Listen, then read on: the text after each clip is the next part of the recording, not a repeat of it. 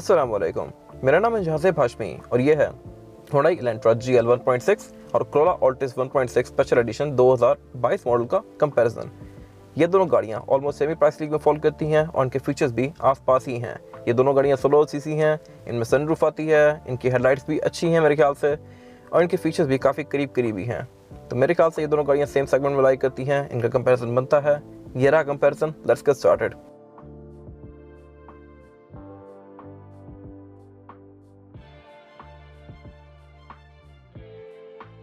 Let's start with the exterior of these cars. ये Hyundai Elantra 1.6 GL का front look है, जो कि मेरे ख्याल से कंपैरेटिवली Corolla से बेहतर है, इस तरह से कि ये कार थोड़ी नई है एज़ कम्पेयर टू Corolla। ये गाड़ी 2020 से आ रही है, जबकि Corolla पाकिस्तान में 2015 से आ रही है, तो इसकी लुक थोड़ी ऑब्सोलीट हो चुकी है। और उसके अलावा Corolla में जो 1.6 और 1.8 ग्रैंडी हैं, इनमें हेडलाइट्स का फ़र्क है। ग्रैंडी में हेडलाइट बैकग्राउंड वाली आती हैं और उसमें फॉग लैंप भी आते हैं, जो कि ऑल्टिस में नहीं आते, जो कि Elantra में ऐसा नहीं है। Elantra में GLS 2.0 और GL दोनों का फ्रंट लुक और ओवरऑल एक्सटीरियर भी ऑलमोस्ट आइडेंटिकल ही है। इनमें छोटे मोटे फीचर्स के फ़र्क हैं, लेकिन वो आपको फर्स्ट लुक में देख के कोई खास अंदाज़ा नहीं होते। अगर बात की जाए इस गाड़ी के फ्रंट लुक की, तो ये मेरे ख्याल से यंगस्टर्स पे काफ़ी ज़्यादा फोकस्ड है। इसका ओवरऑल फ्रंट लुक काफ़ी पॉइंटी सा है, हेडलाइट भी इस गाड़ी की काफ़ी पॉइंटी सी हैं। इनमें क्वाड एलईडी प्रोजेक्शन लैंप आते हैं विद DRL, और DRL भी इस गाड़ी की काफ़ी मैसिव है। बाकी इसमें 4 पॉइंट्स दिए गए हैं, 2 लो के लिए और 2 हाई के लिए। Elantra में जो एक चीज़ नहीं आती वो है फॉग लैंप्स। इसमें फॉग लैंप्स की जगह पे ये इंडिकेटर दिए गए हैं। अगर फॉग लैंप होते तो इसकी लुक मेरे ख्याल से और कंप्लीट सी आती। इसके साथ ये एयर वेंट्स दिए गए हैं, जो कि इसको एरोडायनामिक बनाते हैं। बाकी इस गाड़ी की फ्रंट ग्रिल जो कि डायमंड शेप में है, और इसमें कोई फ्रंट कैमरा नहीं आता। और अगर बात की जाए Altis 1.6 की, तो इसमें 2021 में एक X वाला वर्जन आया था, जिसमें इस गाड़ी की फ्रंट लुक को काफ़ी ज़्यादा एग्रेसिव बना दिया गया है। और क्योंकि ये इस गाड़ी का स्पेशल एडिशन वर्जन है 1.6 का, तो इसमें हेडलाइट्स भी ग्रैंडी वाली आती हैं। जस्ट ये ऑटो लेवलिंग वाली नहीं है, लेकिन इनमें बाइजोन एलईडी प्रोजेक्शन लैंप दिया गया है, DRL दी गई है, बाकी सारा कुछ इसमें ग्रैंडी वाला ही है। इसमें ग्रैंडी से कंपैरेटिवली 3 चीज़ें डिफरेंट हैं। एक तो इस गाड़ी में फॉग लैंप नहीं आते, और इसमें फ्रंट कैमरा नहीं आता, जो कि ग्रैंडी में आता है, और इसकी जो ग्रिल है इसमें क्रोम कम यूज़ किया गया है। बाकी इसका फ्रंट लुक ग्रैंडी से काफ़ी हद तक आइडेंटिकल है, इसमें जस्ट फॉग लैंप्स नहीं आते। बाकी इस गाड़ी का नया बम्पर है, जो कि 2021 में लॉन्च किया गया है। इसमें फ्रंट पे काफ़ी बड़ा सारा ग्लॉस ब्लैक का पैनल आता है, नीचे इसमें क्रोम यूज़ किया गया है। और उसके अलावा ये इस गाड़ी का ओवरऑल फ्रंट लुक, जो कि मेरी ओपिनियन में ठीक है, नॉट बैड। Altis में जो एक चीज़ कंपैरेटिवली एक्स्ट्रा आती है वो ये है कि इसमें फ्रंट कैम की कंपैटिबिलिटी है। अगर आप फ्रंट कैमरा लेके इसमें इंस्टॉल करवाते हैं तो स्क्रीन आपको इसका डिस्प्ले शो करवाएगी, जो कि Elantra में नहीं है। और अगर बात की जाए इन गाड़ियों की साइड प्रोफाइल की, तो ये हर किसी की अपनी ओपिनियन है। Elantra कंपैरेटिवली थोड़ी ज़्यादा एग्रेसिव लगती है, और इसके रिम्स भी रिसेंटली चेंज किए गए हैं 2021 में। इसके पहले वाले रिम थोड़े अजीब से थे, इन पर काफ़ी क्रिटिसिज्म आया था। Elantra ने इस चीज़ को रिसेंटली एड्रेस किया है।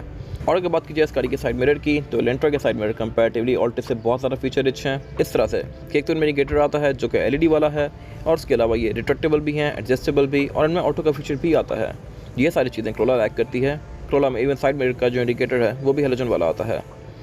बाकी Elantra में डोर हैंडल क्रोम में आते हैं, जस्ट इसमें पडल लैंप नहीं आते, जो कि इसके GLS वर्जन में आते हैं। ग्रैंडी ये चीज़ ऑफर नहीं करती, इसके GLS में पडल लैंप्स भी आते हैं, जो कि एक अच्छा ऑप्शन है। और उसके अलावा इसमें साइड पे क्रोम भी यूज़ किया गया है, जो कि Altis में नहीं आता। अगर बात की जाए Corolla Altis के साइड प्रोफाइल की, तो ये भी ठीक है मेरी ओपिनियन में। इसमें जैसे काफ़ी लाइट से लाइन्स दी गई हैं, जो कि फ्रंट फेंडर से रेयर फेंडर से कंटिन्यू करती हैं। और इसमें Altis 1.6 स्पेशल एडिशन में डोर हैंडल में क्रोम भी आ गया है, जो कि पहले सिर्फ ग्रैंडी में लिमिटेड था, अब इसमें क्रोम भी दे दिया गया है। और इसके अलावा Altis के साइड पे साइड स्कर्ट्स भी आती हैं, जो कि मेरे ख्याल से इस गाड़ी की लुक में कंप्लीट टच ऐड करती हैं। ये चीज़ Elantra में नहीं है। अगर बात की जाए इस गाड़ी के साइड मिरर की, तो ये कंपैरेटिवली Elantra से बहुत चीप से हैं। ये जस्ट प्लास्टिक का साइड मिरर है, और इसमें इंडिकेटर आता है। आप इसको फोल्ड अनफोल्ड हाथ से करेंगे, इनमें ऑटो का फीचर ऑब्वियसली नहीं आता। जस्ट ये एडजस्टेबल हैं, इनको आप कार के अंदर बैठ के एडजस्ट कर सकते हैं। और साथ ये डुअल VVTi की बैजिंग दी गई है इस पर, जो कि शो करवाता है कि इंजन इस गाड़ी में डुअल VVTi टेक्नोलॉजी यूज़ करता है। इसके अलावा Altis में कोई एयर प्रेस नहीं आते, ना ही क्रोम यूज़ किया गया है। Elantra में यहाँ पे क्रोम आता है। अगर बात की जाए इन गाड़ियों के रेयर लुक की, तो Elantra का रेयर लुक है, जो कि अगेन मेरे ख्याल से काफ़ी एग्रेसिव है। इसकी टेल लाइट्स फ्रंट की तरह ही काफ़ी एग्रेसिव हैं, ये काफ़ी पॉइंटी सी हैं, और इसमें लावा LED लैंप्स दिए गए हैं टेल लाइट्स के लिए, और ब्रेक के लिए इसमें LEDs दी गई हैं। ट्रंक इस गाड़ी की आप कैबिन के अंदर से अनलॉक कर सकते हैं और की फॉब से। इसमें ट्रंक पॉपर नहीं आता, जो कि GLS में आता है मोनोग्राम के अंदर। इसका ये एरिया फिक्स्ड ही है, और ना ही इसमें ऑटो अनलॉक आता है। बाकी बैक पे बैकअप कैमरा दिया गया है इसमें, और ये GL की बैजिंग। और इसका रेयर बम्पर जो है, ये भी हर किसी की अपनी ओपिनियन है। इसमें काफ़ी बड़ा ब्लैक वाला पोर्शन दिया गया है, जो कि ग्लॉस ब्लैक की फिनिश में है, जबकि ऑल्टिस 1.6 में ये चीप प्लास्टिक का आता है। इसके बाद अगर बात की जाए ऑल्टिस के रेयर लुक की, तो अगेन ये हर किसी की अपनी ओपिनियन है। इसका रेयर बम्पर एक्स वाले वर्जन में काफ़ी मैसिव कर दिया गया है और इसमें भी ये एक काफ़ी बड़ा एरिया आता है ब्लैक कलर का एलेंट्रा की तरह। साइड पे इसके ये स्कर्ट सेट कर दी गई हैं एक्सटेंशंस जो कि बॉडी से काफ़ी बाहर जा रही हैं, और इसका जो ये ब्लैक वाला पार्ट है ये चीप प्लास्टिक की फिनिश में है। अगर ये ग्लॉस ब्लैक में होता है एलेंट्रा की तरह तो मेरे ख्याल से बेहतर रहता, बट इसमें चीप प्लास्टिक दिया गया है जो कि टाइम के साथ साथ फेड हो जाता है। इस गाड़ी के टेल लाइट में भी लावा LED लैंप्स आते हैं, ब्रेक के लिए LEDs दी गई हैं और इंडिकेटर और रिवर्स इसका हेलोजन में है। बाकी ट्रंक में इसकी एक क्रोम की फ्रिल कंटिन्यू करती है टेल लाइट्स के अंदर तक, जो कि इसको अच्छी लुक दे रही है। इसके बाद अगर बात की जाए गाड़ियों की ट्रंक कैपेसिटी की, तो ये एलेंट्रा की ट्रंक कैपेसिटी है जो कि आपको यहाँ पर नीचे शो हो रही है। और इसकी ट्रंक के अंदर जो एक चीज़ एक्स्ट्रा आती है एज़ कम्पेयर टू क्रोला, वो ये है कि इसके रेयर बेंचेस फोल्डेबल हैं। ये 60-40 के स्प्लिट के साथ हैं, जिनको आप दिए गए पुल टैब से फोल्ड एंड फोल्ड कर सकते हैं लाइक दिस। इसको अगर आप पुल करेंगे तो इसकी सीट अनलॉक हो जाती है और इसको फोल्ड करके आप इस गाड़ी के केबिन को ट्रंक के अंदर से एक्सेस कर सकते हैं। अगर आपने कुछ बड़ी चीज़ें रखनी है तो आप यहाँ पे आसानी से रख सकते हैं। ये फीचर ऑल्टिस में नहीं आता और ये इस गाड़ी का स्पेयर टायर जो कि फुल साइज़ है। बाकी एलेंट्रा में एक ये ब्रेक लैंप आता है और शार्पर एंटीना भी आता है। और इसके बाद अगर बात की जाए ऑल्टिस की ट्रंक कैपेसिटी की, तो ये ऑल्टिस की ट्रंक कैपेसिटी है जो कि 470 लीटर्स है। स्पेशल एडिशन में इस गाड़ी की ट्रंक के अंदर एक ये मैट दे दिया गया है जो कि पहले नहीं आता था, ये सिर्फ ग्रैंडी में लिमिटेड था, बट अब 1.6 में भी आ गया है। और इसके नीचे दिए गए मैट को उठा के आप एक वॉलेट एक्सेस कर सकते हैं। इस लिट के नीचे इस गाड़ी का स्पेयर टायर दिया गया है जो कि अगर इस कार में भी फुल साइज़ का है। इन दोनों ही कार्स में फुल साइज़ के रिम आते हैं, लेकिन जो ये चीज़ ऑल्टिस लैक करती है वो ये है कि इसके रेयर बेंचेस फिक्स हैं, ये फोल्डेबल नहीं है। ग्रैंडी में ये फोल्डेबल आते हैं बट इसमें फिक्स हैं, तो यहाँ पे एलेंट्रा नंबर ले जाती है। ग्रैंडी में आप इनको फोल्ड करके ट्रंक के अंदर से एक केबिन को एक्सेस कर सकते हैं एलेंट्रा की तरह। इसके बाद अगर बात की जाए इन गाड़ियों की डोर हैंडल की, तो दोनों ही गाड़ियों में डोर हैंडल्स पे क्रोम आता है, लेकिन एलेंट्रा में सॉफ्ट अनलॉक वाला फीचर नहीं आता और ना ही पैडल लैंप आता है। तो यहाँ पे मेरे ख्याल से ऑल्टिस नंबर ले जाती है। इसमें ये फिजिकल की आती है जहाँ से आप इस गाड़ी को अनलॉक करेंगे लाइक दिस, और इसमें अगेन इग्निशन भी आर्म की वाला आता है। आप यहाँ पे की इंसर्ट करके इसको स्टार्ट करेंगे, जबकि ऑल्टिस 1.6 में की फॉब सॉफ्ट अनलॉक वाला आता है, यानी स्मार्ट एंट्री। आप जैसे यहाँ पे टैप करेंगे तो ये गाड़ी लॉक हो जाएगी और हाथ इंसर्ट करेंगे तो ये गाड़ी अनलॉक हो जाएगी लाइक दिस। तो ये मेरे ख्याल से इसका एक प्लस पॉइंट है। और उसके अलावा क्योंकि इस गाड़ी में स्मार्ट एंट्री वाली की आती है तो इसे पोस्ट स्टार्ट भी दिया गया है। इस गाड़ी को आप पोस्ट स्टार्ट से स्टार्ट करेंगे तो यहाँ पे ऑल्टिस नंबर ले जाती है। इसके बाद अगर बात की जाए गाड़ियों के इंटीरियर की, तो ये एलेंट्रा 1.6 का इंटीरियर है। जब ये गाड़ी पाकिस्तान में इनिशियली लॉन्च की गई थी तो इस पर काफ़ी क्रिटिसिज्म आया था कि इसका इंटीरियर को इतना मज़े का नहीं है, इसके फैंस का डिज़ाइन लोगों को पसंद नहीं आया था, पर टाइम के साथ साथ अब इसकी हालत होती ही जा रही है। मेरे ख्याल में इंटीरियर को इतना बुरा नहीं है, ये भी अच्छा है। और अगर इसको क्रोला से कंपेयर किया जाए तो क्रोला के लिहाज से मेरे ख्याल से ये दोनों ही इंटीरियर करीब करीब ही हैं। इंटीरियर्स के लिहाज से हमेशा से होंडा काफ़ी आगे रही है, इन दोनों गाड़ियों के इंटीरियर करीब ही हैं। आइए आपकी चॉइस है, आपको कौन सा इंटीरियर ज़्यादा बेहतर लगता है। अगर बात की जाए स्टीयरिंग व्हील की, तो स्टीयरिंग व्हील इस गाड़ी का 3 स्पोक है। इन दोनों ही गाड़ियों के स्टीयरिंग व्हील प्लास्टिक की फिनिश में आते हैं। इनके बड़े वर्जन्स के अंदर एलेंट्रा की GLS में और टोयोटा की ग्रैंडी में लेदर आता है। और इन दोनों ही गाड़ियों में अगेन क्रूज भी नहीं आता, जो कि इनके बड़े वर्जन्स के अंदर आता होता है ग्रैंडी और एलेंट्रा के। एयरबैग इन दोनों ही गाड़ियों में 2 आते हैं, एक स्टीयरिंग व्हील के अंदर माउंटेड है और एक डैशबोर्ड के अंदर। और अगर बात की जाए मीटर की, तो ये एलेंट्रा का मीटर है। मीटर के लिहाज से भी हर किसी की अपनी चॉइस है। मेरे ख्याल से क्रोला का मीटर इससे बेहतर है, इसमें चेकर पैटर्न दिया गया है। इसके बाद अगर बात कीजिए डैशबोर्ड की फिनिश की, तो हर किसी की अपनी ओपिनियन है। इसके मीटर की हाउसिंग कार्बन फाइबर की फिनिश के अंदर है। डैशबोर्ड का ऊपर वाला एरिया ये सॉफ्टवेयर स्प्रेडिंग की फिनिश में है, लेकिन नीचे वाला सारा एरिया चीप प्लास्टिक की फिनिश में है। डोर पैनल भी इसी तरह अगेन चीप प्लास्टिक के हैं। ऊपर से भी इसका ये एरिया मोस्टली चीप प्लास्टिक है, जो कि मेरे ख्याल से इससे बेहतर हो सकता था। क्रोला में मटेरियल से कंपैरेटिवली बेहतर आते हैं। और अगर बात की जाए इस गाड़ी के मल्टीमीडिया सिस्टम की, तो ये एक बेसिक सा एंड्रॉयड पैनल है जो कि आप मार्केट से 12-15 हज़ार का लगवा सकते हैं। पहले एलेंट्रा में सिस्टम काफ़ी बेहतर आता था, अब ये इसमें एंड्रॉयड पैनल दे दिया गया है, इसमें कोई ख़ास फीचर्स नहीं है। और एक मेजर चीज़ जो एलेंट्रा लैक करती है 1.6 में, वो है climate control. Altis 1.6 special edition के अंदर क्लाइमेट कंट्रोल भी आता है, जिसके बारे में मैं आगे बात करूँगा अभी। उससे नीचे 12 वोल्ट का पावर आउटलेट दिया गया है, ऑक्स इनपुट, USB इनपुट वगैरह दिए गए हैं यहाँ पे। और इस गाड़ी में कोई वायरलेस चार्जर नहीं आता, जो कि इसके बड़े वर्जन में आता होता है, लेकिन ये ऑल्टिस में भी नहीं आता, तो इट्स ओके। बाकी इस गाड़ी का गियर लेवर, इसमें जो गियर सिलेक्शन है वो है PRND, और स्पोर्ट्स में करके आप इस गाड़ी को मैनुअली भी चला सकते हैं। ट्रांसमिशन के लिहाज से ये गाड़ी ऑल्टिस से आई गेस बेहतर है, क्योंकि इस गाड़ी में 6 गियर्स आते हैं, जबकि ऑल्टिस में सिर्फ 4 गियर्स आते हैं, 4 फॉरवर्ड। और इस गाड़ी में ड्राइव मोड्स वगैरह नहीं ऑफर होते। इन दोनों ही कार्स में इनके बड़े वर्जन्स के अंदर ड्राइव मोड्स भी आते हैं, जो कि इन दोनों कार्स में नहीं आते, तो मेरे ख्याल से ये टाई है। बाकी हैंड ब्रेक इन दोनों ही गाड़ियों में ट्रेडिशनल आती है, साथ 2 कप होल्डर्स दिए गए हैं। इन दोनों ही कार्स में यही प्लेसमेंट है इन दोनों चीज़ों की। और पीछे सेंटर कंसोल दिया गया है एलेंट्रा का, जो कि लेदर की फिनिश में है। और ये इस गाड़ी के सेंटर कंसोल की कैपेसिटी जो कि ऑल्टो जितनी ही है, लेकिन इसमें एक ये चार्जिंग आउटलेट भी आता है जहाँ से आप फ़ोन वगैरह चार्ज कर सकते हैं। तो ये इस गाड़ी का प्लस पॉइंट है। और अगर बात कीजिए इस गाड़ी की सीट्स की, तो सीट्स इलेंट्रा में फैब्रिक की फिनिश में आती हैं जीएल में, और ऑल्टिस में भी ये फैब्रिक की फिनिश में ही आती हैं। इन दोनों गाड़ियों के बड़े वेरिएंट्स के अंदर सीट्स लेदर में ऑफर होती हैं, ग्रैंडी में भी, और इलेंट्रा में टोटल 6 स्पीकर आते हैं, 4 डोर्स में और 2 ट्वीटर्स। इलेंट्रा में जो एक चीज़ अजीब है वो ये है कि इसकी जो ड्राइवर की विंडो है ये ऑटो डाउन है। सिर्फ आप इसको ऑटोमेटिकली डाउन तो कर सकते हैं, लेकिन अप नहीं कर सकते। तो यहाँ पे ये गाड़ी मार खाती है। ऑल्टिस में ये ऑटो डाउन और ऑटो अप दोनों हैं। तो ये मेरे ख्याल से एक ऐसी चीज़ है जो आपको लॉन्ग टर्म में अनॉय करेगी। उससे आगे ये इस गाड़ी के कुछ फीचर्स दिए गए हैं जो कि इस गाड़ी का ऑल्टिस पे काफ़ी एज हैं, जो कि साइड मिरर के कंट्रोल्स हैं। साइड मिरर इस गाड़ी में रिट्रैक्टेबल भी आते हैं, एडजस्टेबल भी आते हैं। इनको आप गाड़ी के अंदर बैठ के फोल्ड अनफोल्ड भी कर सकते हैं, और इसमें ऑटो का फीचर भी आता है। और इस गाड़ी में ट्रैक्शन कंट्रोल नहीं ऑफर होता। कि इस गाड़ी में फिजिकल आती है। वेंटी मिरर इस गाड़ी में ड्राइवर पैसेंजर दोनों के लिए आते हैं विदाउट अ लाइट। इसमें लाइट नहीं आती, और इसमें सनरूफ भी दी गई है, जो कि मेरे ख्याल से एक अच्छा फीचर है। स्पेशल एडिशन के अंदर भी सनरूफ आ गई है, तो ये भी इन दोनों गाड़ियों का टाई है। इलेंट्रा के अंदर ड्राइवर की सीट मैनुअली एडजस्टेबल आती है। इसको आप हाइड्रोलिक से ऊपर नीचे भी कर सकते हैं, और इस सीट को आप आगे पीछे भी कर सकते हैं। जबकि इस गाड़ी के बड़े वेरिएंट के अंदर ये सीट्स इलेक्ट्रिक आती हैं, ग्रैंडी में ऐसा नहीं है। और अगर बात की जाए ऑल्टिस के इंटीरियर की, तो यहाँ पे भी ये हर किसी की अपनी ओपिनियन है। ये कार भी जब लॉन्च हुई थी तो लोगों को इसका इंटीरियर की बहुत ज़्यादा पसंद नहीं आया। ये आपको काफ़ी ज़्यादा ऊपर चढ़ी हुई फील देता है। इसकी जो लुक्स हैं ये भी थोड़ी ओल्ड सी आती हैं, लेकिन इसके अंदर जो स्टिचिंग्स वगैरह हैं, डैशबोर्ड की फिनिश है, ये कंपैरेटिवली मेरे ख्याल से इलेंट्रा से बेहतर है। इसके अंदर मटेरियल ज़्यादा बेहतर यूज़ किए गए हैं, और इसमें कुछ फीचर्स भी इलेंट्रा से ज़्यादा आते हैं। स्टीयरिंग व्हील इस गाड़ी का 3 स्पोक है। लेफ्ट स्पोक में जो कंट्रोल्स दिए गए हैं ये मल्टीमीडिया सिस्टम के हैं, और राइट स्पोक में जो कंट्रोल्स दिए गए हैं यहाँ से आप इस गाड़ी के एमआरडी डिस्प्ले के बीच में नेविगेट कर सकते हैं। क्रूज इन दोनों ही गाड़ियों में नहीं आता। और अगर बात की जाए इस गाड़ी के मीटर की, तो मेरे ख्याल से कंपैरेटिवली इलेंट्रा से बेहतर है। इस तरह से ये थोड़ा डिसेंट है, लेकिन ये हर किसी की अपनी ओपिनियन है। एमआरडी डिस्प्ले इन दोनों गाड़ियों में आता है। और अगर बात की जाए डैशबोर्ड की फिनिश की, ऑल्टिस में भी ऊपर वाला एरिया सॉफ्ट टच पैडिंग की फिनिश में है, लेकिन इसमें जो ये वाइट वाला एरिया है ये भी लेदर की फिनिश में है, जबकि इलेंट्रा में ये चीप प्लास्टिक में आता है। बाकी लुक्स के लिहाज से हर किसी की अपनी ओपिनियन है। किसी को इलेंट्रा का इंटीरियर बेहतर लगता है और किसी को ऑल्टिस का। डैशबोर्ड के सेंटर में इसकी मल्टीमीडिया पैनल दिया गया है एल्पाइन का, जो कि इलेंट्रा से थोड़ा ज़्यादा बड़ा है, और मेरे ख्याल से ये इंटरफेस के लिहाज से बेहतर है। प्लस इस गाड़ी में एक ये फ्रंट कैमरा वाला फीचर भी आता है। आप फ्रंट कैमरा इसमें लेके लगवा लें तो उसका डिस्प्ले यहाँ पे आपको शो होगा, जबकि इलेंट्रा में ऐसा नहीं है। इस गाड़ी में जो एक और चीज़ एक्स्ट्रा आती है, और जो मेरे ख्याल से एक मेजर प्लस पॉइंट है इस गाड़ी का, वो है climate control. Altis 1.6 special edition में क्लाइमेट कंट्रोल भी दे दिया गया है, जो कि पहले सिर्फ ग्रैंडी तक लिमिटेड था।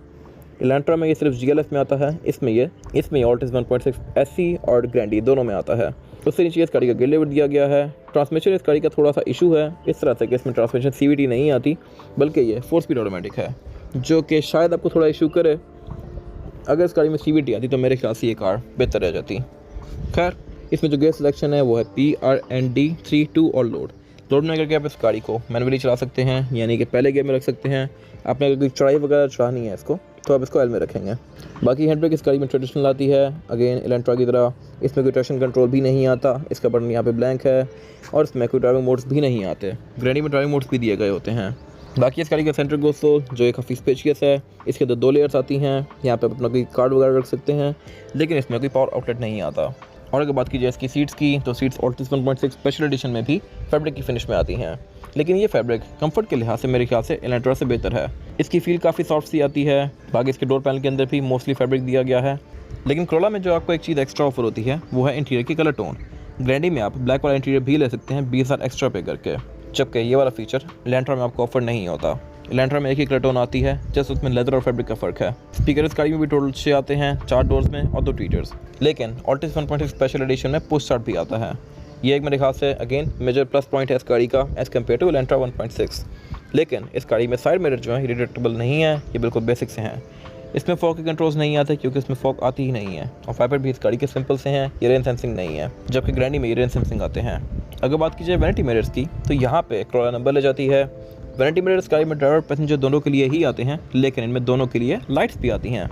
ये चीज़ सिर्फ ग्रैंडी में आती थी, अब इसमें रूफ क्योंकि ग्रैंडी वाली दे दी गई है तो इसके साथ लाइट्स भी आ गई हैं, जबकि इलेंट्रा में सिर्फ GLS में वैनिटी मिरर की लाइट्स आती हैं और GL में नहीं आती। सनरूफ इन दोनों ही गाड़ियों में दी गई है। दोनों ही गाड़ियों की सनरूफ अप डाउन हो सकती है, और उसके अलावा सीट की एडजस्टमेंट भी इन दोनों ही गाड़ियों में दी गई है। दोनों की सीट्स मैनुअल हैं, लेकिन GLS में इलेक्ट्रिक वाला ऑप्शन भी आता है जो कि ग्रैंडी में नहीं आता। इसके बारे में बात की जाए गाड़ी में रेयर पैसेंजर्स के लिए सीटिंग कैपेसिटी की, तो रेयर पैसेंजर की सीटिंग कैपेसिटी भी इस गाड़ी में ठीक है, काफ़ी स्पेशियस है। मैंने ड्राइवर की सीट को काफ़ी पीछे किया हुआ है और स्टिल मेरे पास अभी भी यहाँ पे इतना लेग रूम बाकी है। अगर बात की जाए हेडरूम की, तो इस गाड़ी में हेडरूम भी काफ़ी स्पेशियस है। इस गाड़ी में सनरूफ आती है जो कि छत के अंदर ही फोल्ड होती है, तो इसका सेंटर वाला एरिया जो है ये थोड़ा सा नीचे है, लेकिन बैक वाला एरिया इस गाड़ी का काफ़ी स्पेशियस है, तो यहाँ पे किसी बंदे को कोई इशू नहीं होने लगा। और उसके अलावा बैक पे यहाँ पे 3 बंदे आसानी से बैठ सकते हैं। इस गाड़ी का फ्लोर बेड तकरीबन फ्लैट ही आता है, तो यहाँ पे थर्ड पर्सन को भी कोई इशू नहीं होगा। बैक पे यहाँ पे इस गाड़ी में 2 एयरबैग्स दिए गए हैं और उसके अलावा यहाँ पे कोई चार्जिंग आउटलेट्स नहीं आते। और उसके अलावा सेंटर में यहाँ पे एक सेंटर कंसोल आता है जिसको खोल के आप एज एन आर्मरेस्ट यूज़ कर सकते हैं और इसमें 2 कप होल्डर्स भी आते हैं, तो इसमें से आप 2 कप होल्डर्स भी एक्सेस कर सकते हैं। और उसके अलावा इस गाड़ी के रेयर बेंचेस भी 60-40 के स्प्लिट के साथ हैं, जिनको फोल्ड करके आप इस गाड़ी की ट्रंक कैपेसिटी को और भी ज़्यादा खुला बना सकते हैं। बाकी बैक पे इस गाड़ी में ISOFIX के पोर्ट्स भी आते हैं और 2 स्पीकर्स भी आते हैं। इसके बारे में बात की जाए इस गाड़ी में रेयर पैसेंजर्स के लिए सीटिंग कैपेसिटी की, तो रेयर पैसेंजर की सीटिंग कैपेसिटी भी इसमें काफ़ी स्पेशियस है। बैक पे यहाँ पे 3 लोग आसानी से बैठ सकते हैं। क्रोला हमेशा से ही सिटी, यारिस, एल्सन वगैरह से खुली ही होती है। बैक पे इस गाड़ी में सीटिंग कैपेसिटी 3 लोगों के लिए काफ़ी सफिशिएंट है, क्योंकि ये गाड़ी चौड़ाई में ठीक है। और बैक पे इस गाड़ी का फ्लोर बेड फ्लैट आता है, जो कि अगेन सिविक पे एक इसका प्लस पॉइंट है। सिविक में रिबॉन और रिवर्स में फ्लैट था, एक्स में और इवन 11th में भी ये फ्लैट नहीं आता, तो इसमें ये फ्लैट दिया गया है। बैक पे यहाँ पे 3 लोग आसानी से बैठ सकते हैं। 3 हेडर्स दिए गए हैं 3 लोगों के लिए, लेकिन इस गाड़ी में कोई एयरवेंट्स नहीं आते, जो कि मेरे ख्याल में बहुत अच्छी बात थी। इसमें जस्ट यहाँ पे नीचे चार्जिंग आउटलेट्स दिए गए हैं, जो कि अच्छी चीज़ है, लेकिन एयरवेंट्स होते तो और भी अच्छा था। बाकी बैक पे इसमें एक सेंटर कंसोल दिया गया है, जिसको निकाल के आप इसमें 2 कप होल्डर एक्सेस कर सकते हैं और इसको आप एज एन आर्मरेस्ट भी यूज़ कर सकते हैं। और सिंस इसमें रूफ ग्रैंडी जैसी ही है बिल्कुल, तो इसमें केबिन लाइट्स भी कंपैरेटिवली ऑल्टिस 1.6 से ज़्यादा हैं। इसमें बैक पे भी यहाँ पे 2 केबिन लाइट्स दी गई हैं, एक सेंटर में दी गई है और 2 आगे दी गई हैं, तो कलेक्टिवली इस गाड़ी में 7 केबिन लाइट्स आती हैं। 2 ये, एक सेंटर में, 2 आगे और फिर 2 वैनिटी मिरर्स के अंदर, तो ये मेरे ख्याल से एक अच्छी चीज़ है। और उसके अलावा बैक पे यहाँ पे ISOFIX के पोर्ट्स आते हैं, 3 हेडरेस्ट दिए गए हैं, 2 सीट बेल्ट आती हैं। इसके बारे में बात की जाए इस गाड़ी के इंजन की, तो एलेंट्रा GL में 1.6 लीटर इंजन आता है, यानी 1600 सीसी। ये इंजन इनलाइन 4 सिलेंडर है और डॉक इंजन है, जो कि 126 हॉर्स पावर प्रोड्यूस करता है with 155 newton metre of torque. ये परफॉर्मेंस फिगर्स गाड़ी के लिहाज से ठीक हैं और ये क्रोला ऑल्टिस 1.6 के करीब ही हैं। यह गाड़ी आपको विद इन सिटी तकरीबन 13 से 14 तक की एवरेज दे सकती है, जो कि बेहतर है एज़ कम्पेयर टू 2.0 कार। 2.0 वाली गाड़ी आपको 9 से 10 तक की एवरेज देती है विद इन सिटी। बाकी ट्रांसमिशन इस गाड़ी में ऑटोमेटिक आती है 6 स्पीड, जो कि ऑल्टिस 1.6 से इस तरह से बेहतर है कि ऑल्टिस में 4 स्पीड ऑटोमेटिक ट्रांसमिशन आती है, तो इसमें 6 गियर्स हैं, उसमें 4 गियर्स हैं। क्रोला का इंजन 1ZR FE है, जो कि 120 हॉर्स पावर प्रोड्यूस करता है with 154 newton metre of torque, जबकि जो एलेंट्रा में इंजन आता है वो 1.6 ही है, लेकिन वो उस गाड़ी की हॉर्स पावर 128 है। वो गाड़ी 8 हॉर्स पावर ज़्यादा प्रोड्यूस करती है, लेकिन टॉर्क के लिहाज से इन दोनों गाड़ियों के फिगर सेम है। एलेंट्रा टॉर्क 155 प्रोड्यूस करती है, तो 120 वर्सेस 128 एंड 154 वर्सेस 155। तो टॉर्क और हॉर्स पावर के लिहाज से एलेंट्रा थोड़ी सी ज़्यादा पावरफुल है, लेकिन परफॉर्मेंस के लिहाज से इन दोनों गाड़ियों का ओवरऑल जो रिस्पॉन्स है वो तकरीबन सेम ही होगा। ये दोनों गाड़ियाँ आपको विद इन सिटी तकरीबन 13-14 तक की एवरेज आराम से दे सकती हैं, 15-16 भी जा सकती हैं अगर आप इनको बहुत प्यार से चलाएं तो। लॉन्ग पर ये गाड़ियाँ इसी तरह 16-17 की एवरेज दे देती हैं अगर आप इनको 80 to 120 के बीच में चलाएं। अगर आप इनको ज़्यादा फ्लोर करेंगे तो इनकी एवरेज नीचे भी आती जाती है, नीचे आते आते ये गाड़ियाँ 10-12 तक भी आ जाती हैं। तो ये टोटली आपके ऊपर डिपेंड करता है कि इन गाड़ियों की एवरेज क्या आती है, और परफॉर्मेंस के लिहाज से ये दोनों गाड़ियाँ तकरीबन सेम ही हैं। इन दोनों ही गाड़ियों में ABS भी आती है, इलेक्ट्रॉनिक पावर स्टीयरिंग आता है, इलेक्ट्रॉनिक ब्रेक डिस्ट्रीब्यूशन आती है, इन दोनों ही गाड़ियों में ऑल व्हील डिस्क ब्रेक आती है। लेकिन एलेंट्रा के बोनट के अंदर इंसुलेशन नहीं दी गई, जहाँ पर ये गाड़ी मार खा जाती है, जबकि ऑल्टिस 1.6 में बोनट के अंदर इंसुलेशन भी दी गई है, जो कि मेरे ख्याल से एक अच्छी चीज़ है। इसके बारे में बात की जाए गाड़ी के टायर साइज़ की, तो टायर साइज़ जो आता है एलेंट्रा में वो है 215, 55 और 16, और ये टायर BG लक्सर प्लस का है। ये टायर बेसिकली जनरल की सब्सिडरी है और मेरे ख्याल से आपको गाड़ी लेते ही इसके टायर चेंज करवा देनी चाहिए ताकि आपकी ड्राइव काफ़ी बेहतर हो जाए। ये टायर भी आपको 30,000 किलोमीटर तक एक राइड प्रोवाइड करेगा ठीक सी, लेकिन अगर आप इसमें कोई बेहतर टायर लगा लें तो इसकी राइड बहुत बेहतर हो जाएगी। बाकी एलेंट्रा में फ्रंट और बैक चारों ही टायर में डिस्क ब्रेक आती है, जो कि मेरे ख्याल से अच्छी चीज़ है। ट्रिम्स इस गाड़ी में रिसेंटली चेंज किए गए हैं 2021 में। 2020 में जो कार आती थी उसमें रिस्क डिफरेंट थे। इसके बारे में बात की जाए इसके टायर साइज़ की, तो टायर साइज़ जो होता है इस गाड़ी में वो है 205, 55 और 16। इसमें 16 इंचज़ का अलॉय व्हील दिया गया है, जो कि मल्टी स्पोक है और ग्रे और एल्यूमिनियम की फिनिश के अंदर है, और टायर इस गाड़ी में योकोहामा का आता है। ये टायर और ये रिम इस गाड़ी का फेसलिफ्ट के बाद आना शुरू हुआ है 2017 में। प्री फेसलिफ्ट कार में रिम और टायर दोनों 16 इंचज़ के आते थे, और टायर भी इस गाड़ी में यूरो स्टार था जनरल का, जो कि बहुत इन्फीरियर था। ये टायर कंपैरेटिवली इससे बहुत बेहतर है और ये गाड़ी आपको 30,000 किलोमीटर तक एक अच्छी राइड प्रोवाइड करेगी। क्रोला में टायर कंपैरेटिवली एलेंट्रा से बहुत बेहतर आता है। क्रोला में टायर योकोहामा का आता है DB एडवान, जबकि एलेंट्रा में टायर BG लक्सो प्लस आता है जो कि जनरल की ही सब्सिडरी है। प्राइस के लिहाज से भी इन दोनों टायरों में बहुत फ़र्क है। क्रोला के टायर बहुत महंगे हैं as compare to BG Luxo plus, तो मेरे ख्याल से ऑल्टस यहाँ पर नंबर ले जाती है। इसके बारे में बात की जानकारियों की फॉब की, तो ये एलेंट्रा 1.6 GL का की फॉब है जो कि बेसिक सा है बिल्कुल। इसमें जस्ट लॉक अनलॉक और ट्रंक रिलीज आता है और ये जैक नाइफ की है। ये मोस्टली प्लास्टिक की फिनिश में है। इसकी लुक भी बस ठीक है मेरे ख्याल से। इसमें कोई सॉफ्ट अनलॉक वाला फीचर नहीं आता। और ये क्रोला ऑल्टिस 1.6 की है जो कि स्मार्ट एंट्री वाली है। इसमें लॉक अनलॉक, ट्रंक रिलीज और पैनिक बटन आता है और ये स्मार्ट एंट्री वाली की है जो कि मेरे ख्याल से एलेंट्रा से बेहतर है। तो ये मेरे ख्याल से इस गाड़ी का प्लस पॉइंट है as compare to Elantra. Fuel tank इस गाड़ी में 55 लीटर्स का आता है और ये आपको 55 लीटर्स में आराम से तकरीबन 600 किलोमीटर तक की रेंज प्रोवाइड कर सकता है, जो कि मेरे ख्याल से ठीक है। ये था आज का कंपैरिजन। अगर आपको ये कंपैरिजन पसंद आया है तो उसको लाइक कीजिए, मेरे चैनल को सब्सक्राइब कीजिए और अगर आपके पास इन गाड़ी से रिलेटेड कोई भी राय है तो उसको कमेंट सेक्शन में ज़रूर शेयर कीजिएगा, ताकि वो लोग जो ये गाड़ी लेने वाले हैं वो आपकी राय से फ़ायदा उठा सकें। अपना ख्याल रखिएगा। Thank you.